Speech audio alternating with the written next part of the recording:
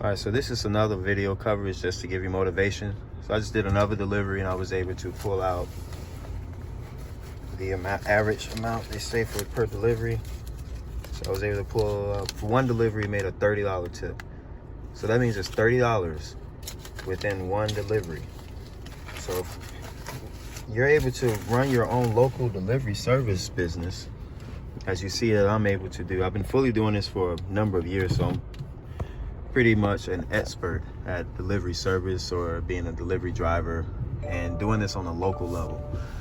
So by me giving you all this coverage, this should motivate you to think of different strategies that can work for you. For me, I like to use rental leased cars to do my deliveries. I don't like to use my personal vehicle. I don't like to use anything personal, because usually when it's personal, it ends up running into a lot of problems. You got a lot of stuff interfering, you know, your car and all these different things. So I like to say, if you're really serious or you really want to do this the correct way, then consider using a business vehicle for all of your business works.